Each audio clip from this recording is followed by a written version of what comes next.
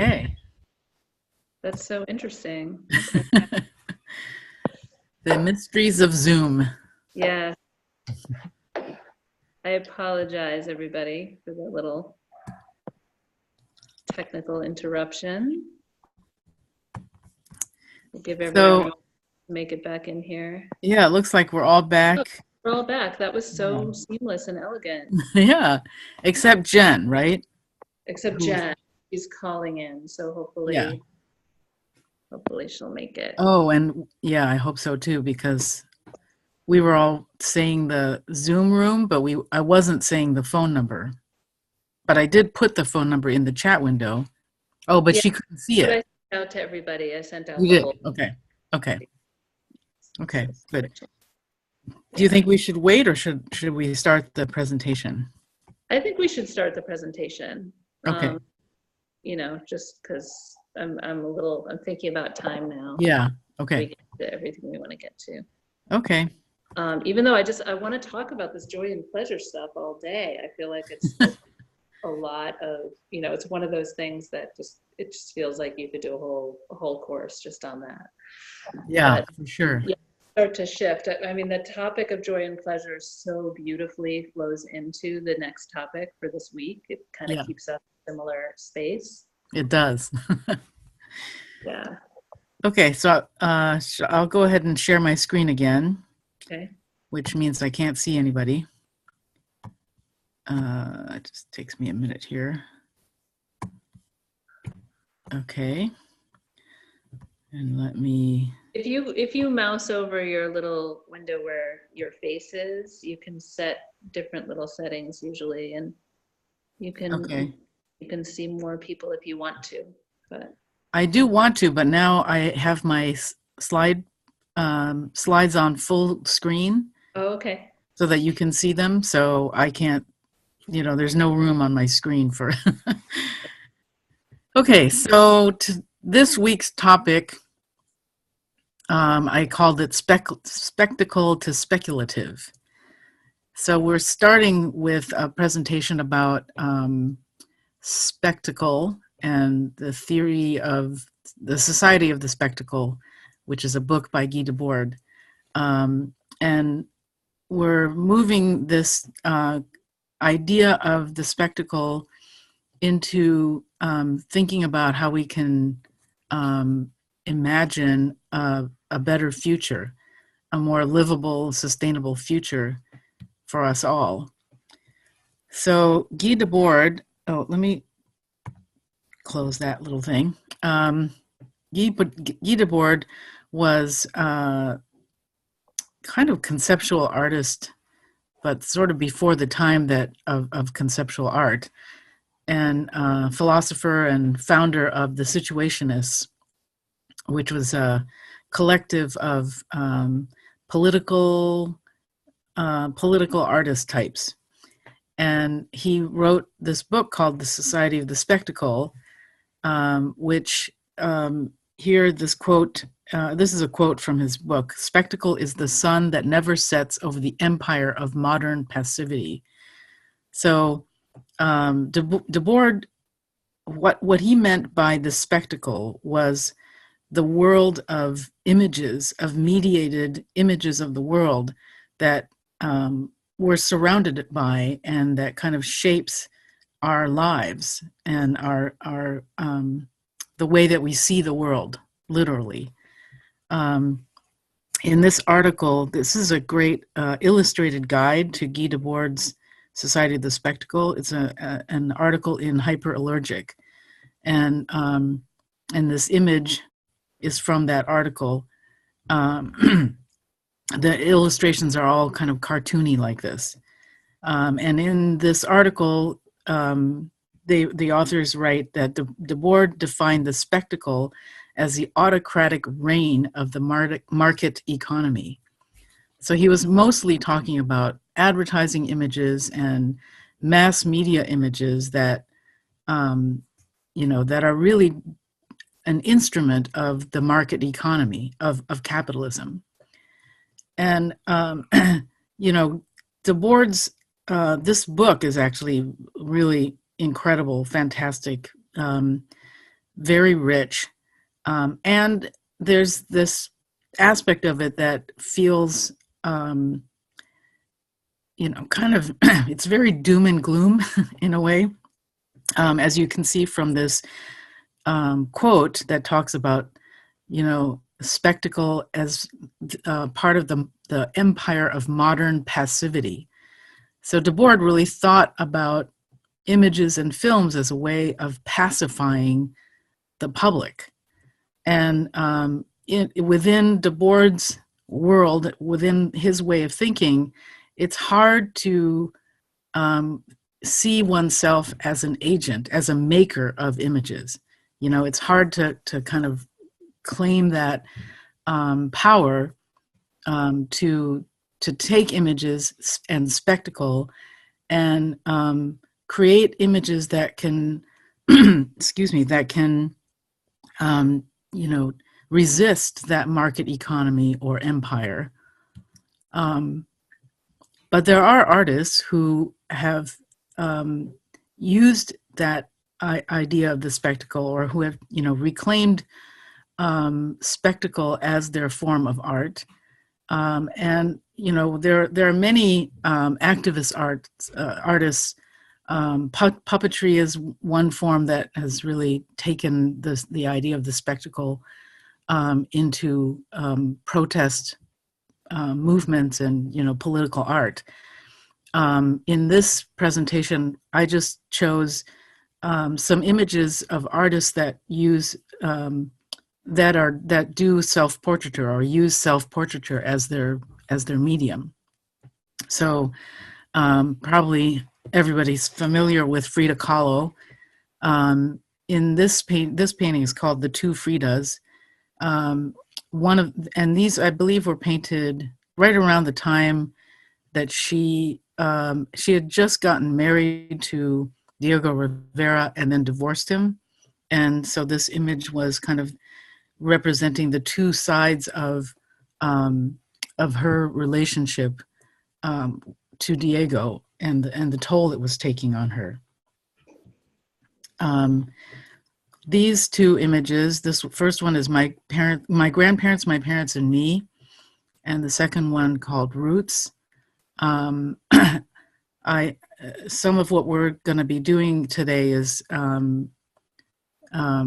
imagining ourselves in closer relationship with our ancestors, or thinking back, listening to the past and then into the future. And so I thought this image of her ancestral connections was powerful. And the one, especially the roots, I really love the literal connection to the land, and kind of seeing herself as literally growing out of the land the way plants do. Yasumasa Morimura, his whole career has really been made from this kind of work, where he puts himself into famous classical paintings, and they're all European paintings, and many of them self-portraits. And he stages them. He does, very skillful makeup and costuming. So if you're not familiar with this the original Olympia painting had the woman standing behind the figure in front, carrying the bouquet of flowers, or presenting the bouquet of flowers. That woman in the original painting is a Black woman. So it's interesting to, what he's done here. He's put himself in both the position of the female nude as well as the Black maid, but he's turned the Black maid into a European man, wearing the top hat, which is probably what the painter looked like. And these two, the famous Van Gogh self-portrait on the left, and the one on the right is self-portrait of Alfred Dürer, and the title of it is something like "Dürer's Hands Are Another Face," which I love the way the title draws attention to the expressivity of the hands in this image. This is Zanele Muholi. Amy, do you want to talk about her work? You're more familiar with these Sure. images. She's a South African photographer who became first well known, at least in the Western kind of art world. Can you hear me? Yes. Okay, good. Through a series of portraits she did of Black South African queer and trans people in her community. And she's moved on to these self-portraits that I think of them as, and I've kind of read sort of critical theory about this stuff as it relates to Afrofuturism and the idea of like speculative futures and visionary futures. But in these images, she's doing a couple things. One is she's using makeup to make her skin more black. The images are all very stark, kind of black and white images. And then she's using all kinds of modern day sort of industrial products to create these really powerful images that are like, they straddle like cartoony and like kind of stereotypical ideas of so-called tribal art, and then, actual kind of African art forms. And she's just like kind of working on all these intersections. But the materials she uses, for example, the one on the left that you see, those are those soft pillows for your neck on airlines that you wear on an airplane. And the one in the middle, her hair, those are steel wool. She probably bought a couple packages of steel wool and made this kind of beautiful crown of hair. So, she does other ones where her hair is all adorned in clothespins. She uses straws, like all kinds of like stuff from industrial culture. So she's really messing with your sense of history and the present and tradition and collage and mashup and all kinds of things. And what I love about it is it's not about one thing. It's about all these kind of conversations coming together in an image. Thank you. And then finally, Wendy Red Star is a really wonderful Native artist. And it was interesting to hear you describe, Amy, you described Zanele Muholi's work. Wendy Red Star, there's some similar strategies going on where she uses, kitschy craft materials and, these like fake birds and, packing peanuts on the right. That's the kind of snowy landscape is made with packing peanuts and, those styrofoam balls. And, playing with these ideas and imagery of, Native people being closer to nature, but it's also, kind of reappropriating appropriated images of Native people. And the series on the left is called, now I can't remember. It's in the presenter notes, which I can't see on the screen. But it's a series that it's called something like, and this is our home, or we are at home. So they're all images of her and her daughter.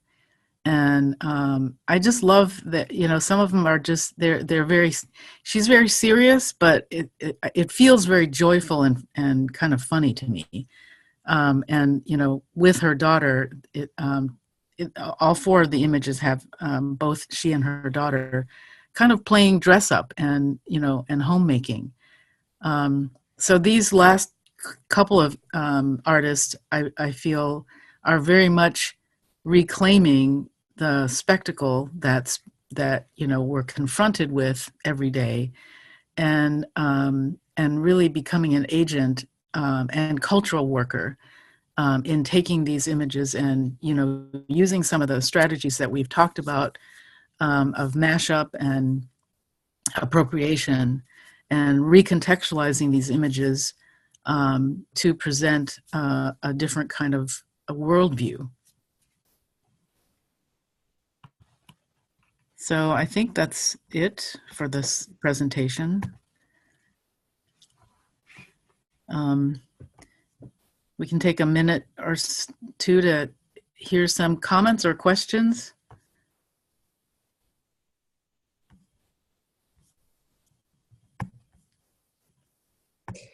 While people are thinking of their comments and questions, I just want to add the Society of the Spectacle is so interesting to read because it was written in, was it the late 60s that the Situationists were? Yeah, I think so. And it's so prophetic to where we are now. So Guy Debord basically, you know, he casts his imagination into the future and imagines as capitalism advances and mass production and all these things that were just really starting to ramp up in the 60s, he imagines the outcome of these things. And he projects and predicts what's going to happen. And what he describes is basically social media. And this is before we knew what, you know, there was no internet, there was no web, like all these things where, you know, people weren't using computers. But he predicts social media. He predicts a landscape in which we're inhabiting a world of images and of mediated experience, even to the degree that our relationships are becoming commodified by capital, that even the idea of friendship becomes part of a digital commodity that is like mediated by a market, which is Facebook. It's Facebook. It's really incredible. So he really, and I love what you said, Jupong, about like, he predicts the dystopia of it. He doesn't predict the potential utopias of it, which I feel like is very much what this class is about. Like, how can we use this situation? Yes, we are enchanted by this spectacle of mass culture. It's conditioning us in ways that we just we aren't even aware of. And we get to make the culture too. So it's so fascinating to read that book. It's like chilling. And our next assignment is moving into speculating the future and kind of casting our imaginations way into the future and way into the past, and like just getting a much bigger sense of self, both through time and outside of just individuality. And so the Society of the Spectacle is a great example of someone doing that, like kind of time traveling and seeing. And I love that idea that we actually all can see a much larger timeline through our imagination, which is so connected to reality. Everything that is made is first imagined. Okay, I blabbed and gave you a chance to think about questions and comments. So, anybody got any? I can't really see. Oh, here's the chat. I'm like navigating this on my phone now.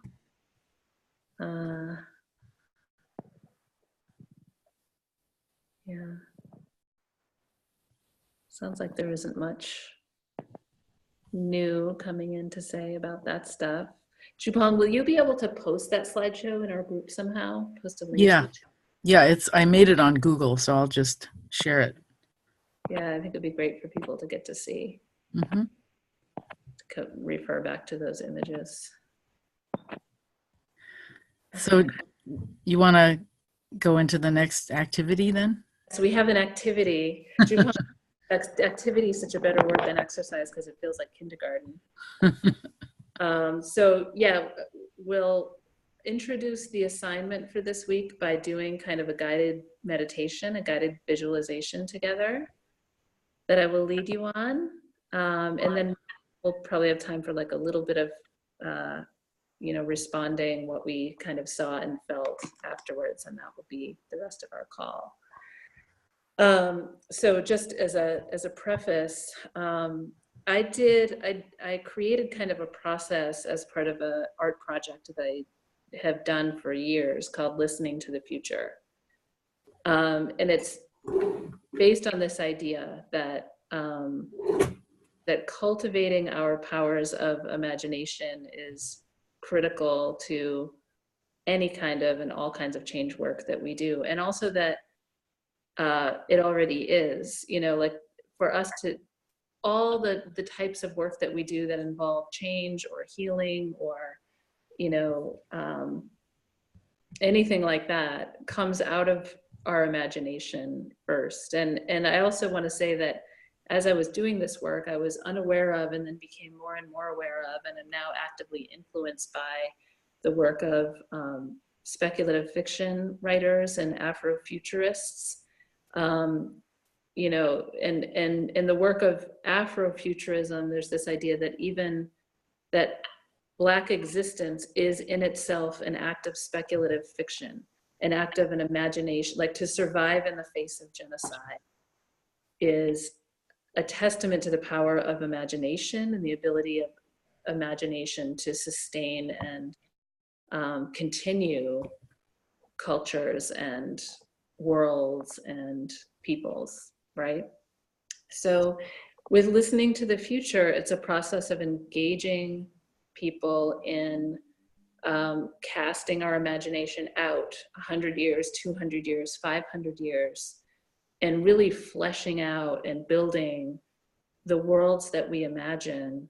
I'm particularly interested in the utopian side, like not some kind of perfect, you know, picture perfect vision of reality, but what does it look like if we understand, if we accurately understand this period of human history as colonized by capitalism, colonization, characterized by these things as this tiny, tiny, tiny, tiny blip in human history, you know, like that there are thousands and thousands and thousands and thousands of years that we have evolved without these structures, and that these structures are basically the most kind of temporary short-term experiment that we're doing.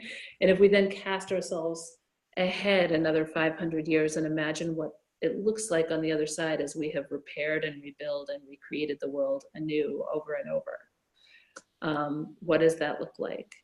And I've found that as I've worked with people around this, I have kind of an archive of people's ideas for this, that many of the things that people imagine are actually already here.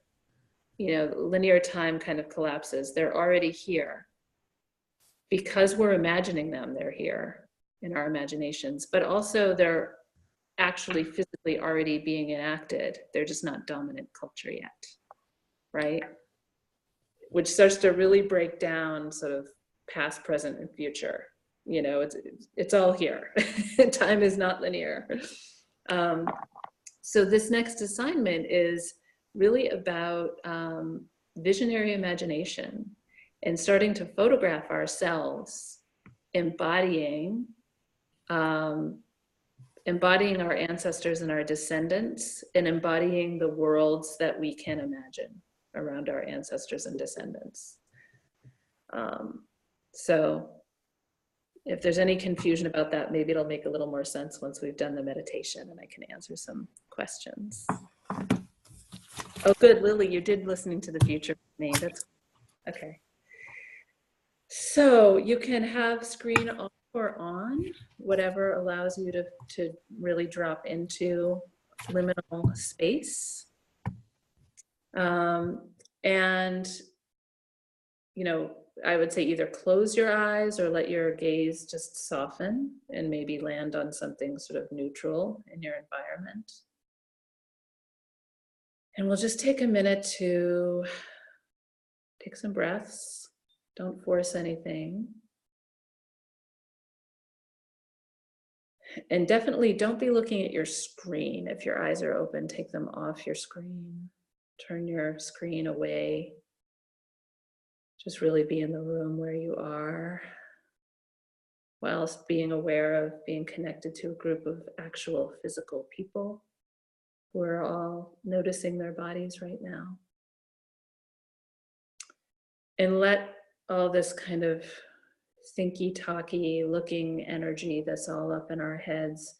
Let it start to settle down into your body, almost like a gentle snow is just sifting down from the top of your body down into all of your other places, through your shoulders and arms and fingers, and settling in little drifts in your belly and your heart and through your ribs. Just let that energy filter and flow downwards. If your feet are on the ground, you could feel free to kick off your shoes if you want to, if you have shoes on, and just notice the palms of your feet against the floor. You can let that floor just kind of melt and shift and turn into earth, however that appears under your feet. And if you're sitting in a chair, let that chair kind of dissolve and become a stone or a tree stump, or something that's just the right shape and size for you. So we are arriving to a place. And in this place, we will soon travel to different times, but we'll keep our butts and our feet in this place that's beginning to unfold in our imaginations.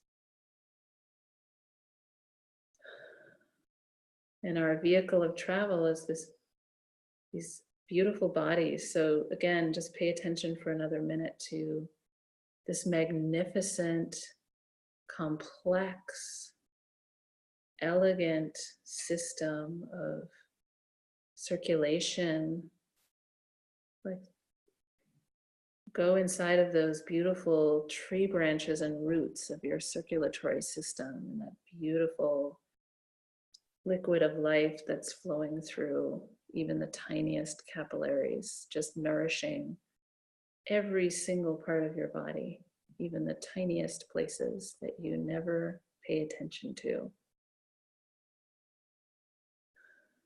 And let the beautiful, cool, clarifying air that everyone on the planet is breathing, human and non-human, let that just flow into the beautiful tree root systems of your lungs,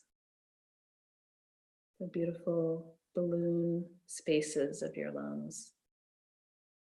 Notice how that breathing moves your whole body, massages you from the inside.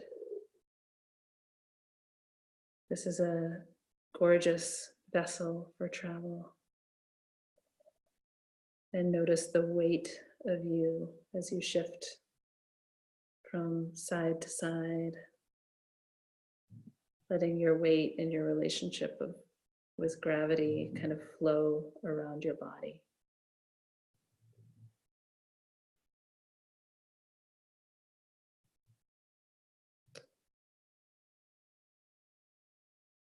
And you can keep your eyes closed, but your inner sight, in your inner sight, your eyes begin to open and you find yourself in a place. And we begin our journey way back, so far back. As Jupong said to me once, it's like we're back in a place before we had words for time,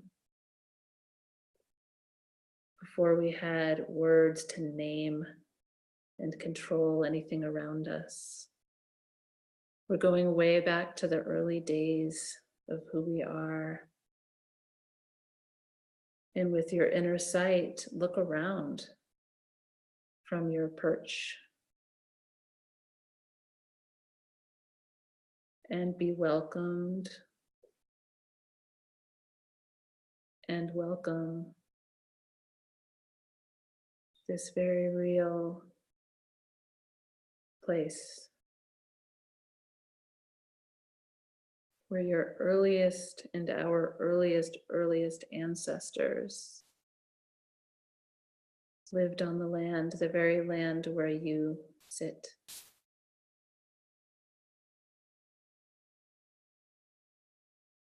And take a few moments to notice the details that appear. And you may see some of your earliest ancestors here, you may not. And you may see tremendous detail, or you may just get feelings or smells or sounds or colors. However it appears to you is just perfect.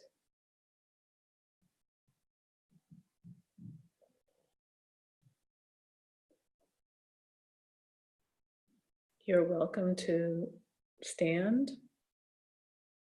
and walk or crawl, explore, peer around things. Look straight up, look straight down, look behind. Let this ancient world unfold around you. And even let it extend. Imagine the kind of concentric circles of space emanating out from where you are. If you like, you can even fly up into the sky and look out across the land, as far as your inner eye wants to see.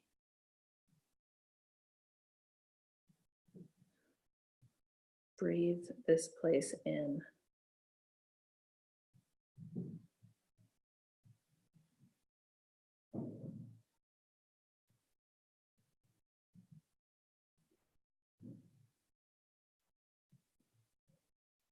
We'll give this place a little bow of thanks, a little promise to return if we want to.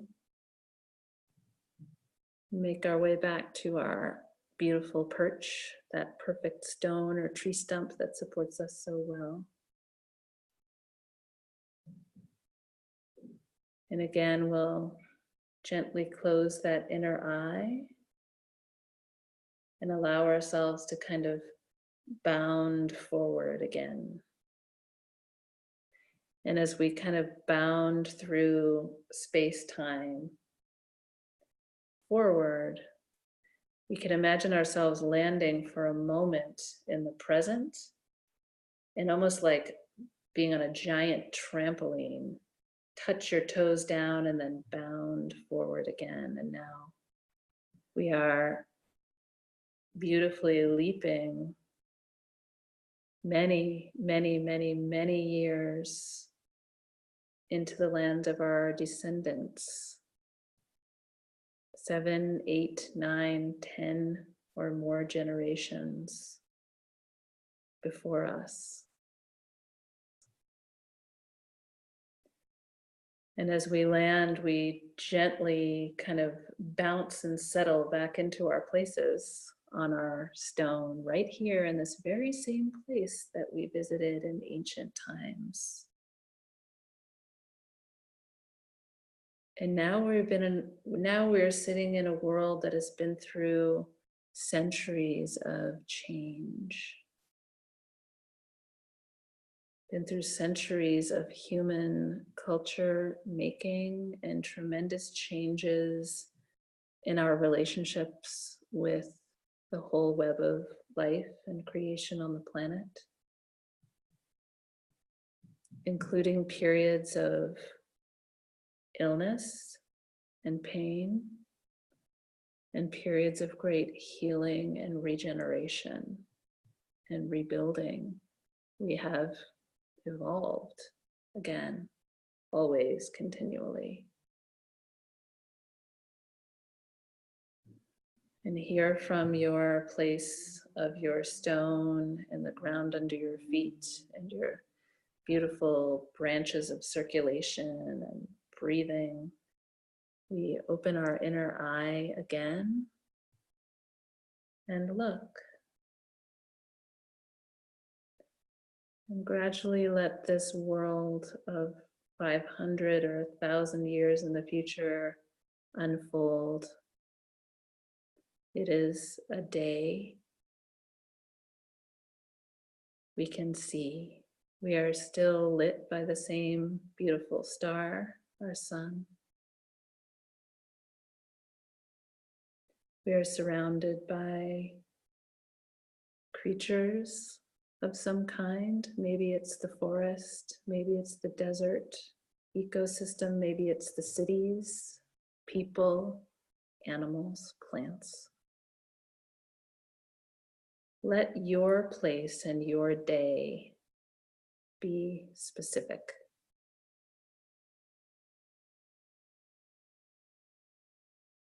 Don't judge what appears in your imagination, simply follow it.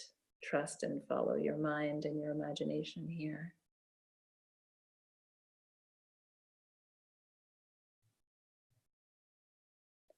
In this place where humans and other creatures have survived, thrived, learned, regenerated, regrown, become wise. Who and what is around you? What activities are taking place?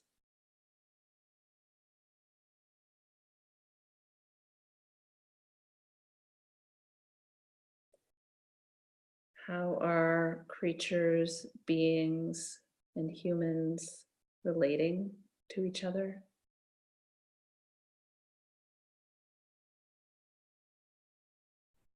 What does it sound like?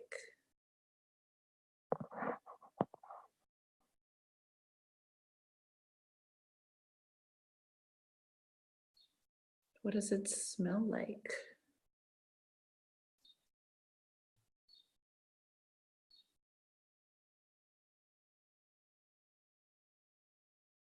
Whose eyes do you meet? What does that feel like?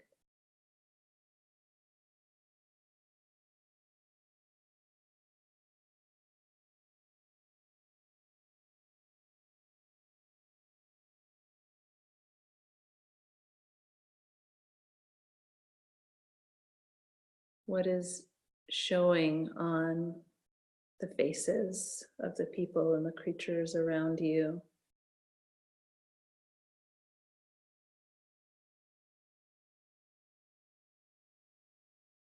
Now, I'd like you to imagine that there's a tree or a structure holding a great mirror in this place, a sacred mirror.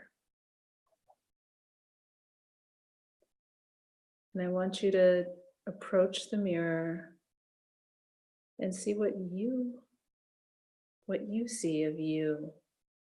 How do you appear to yourself as an inhabitant of this space?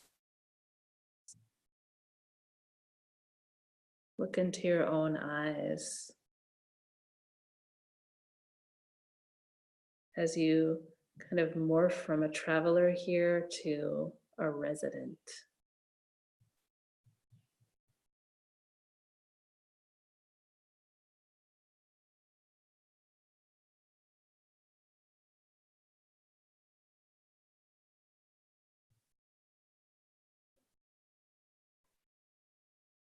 Blow yourself a kiss as you retreat from the sacred mirror. Give a little bow of thank you and a promise of return to these beloveds all around you, your descendants, the descendants of all the people and creatures of today, as you return to your traveling stone.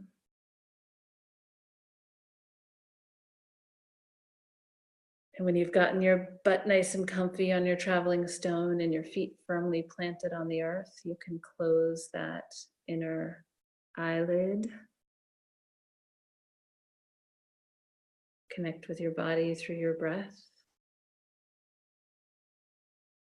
And give your legs a big jump, and we'll bound through time and space back to the present moment here. As we sit in circle with a group of fellow travelers just returning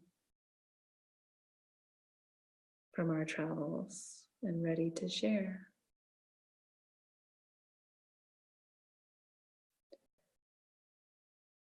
So I'd like to give everyone, our class is coming right up on 3:30, but I'd like to give you a couple of minutes to write and capture anything that you want to hold on to, from the tiniest details to feelings to anything you want to hold on to. So let's write for a little bit. And we can share these in our group, in our Facebook group.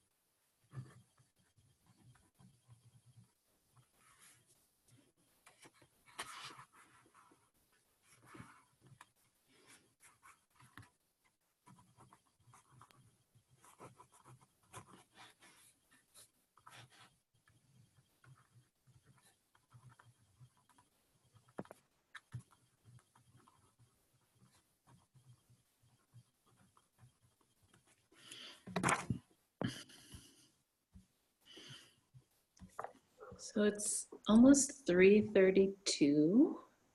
I want to respect people's time, and also some of you may be just getting started with writing.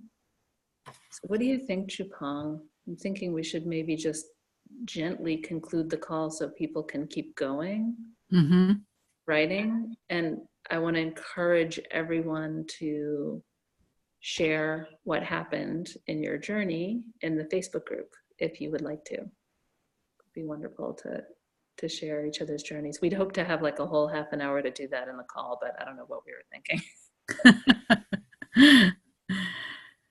Yeah, I think that's a good idea. Okay, good.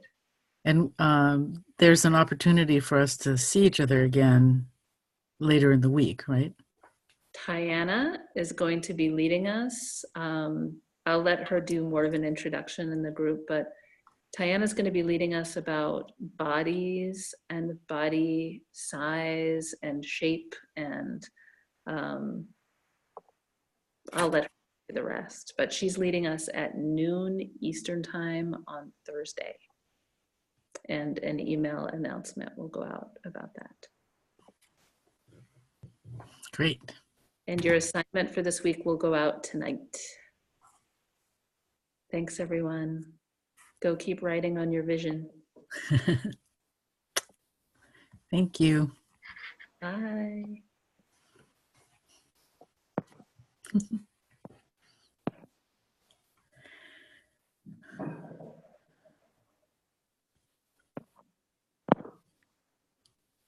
Cool. There we go. Okay, I'm going to stop the recording.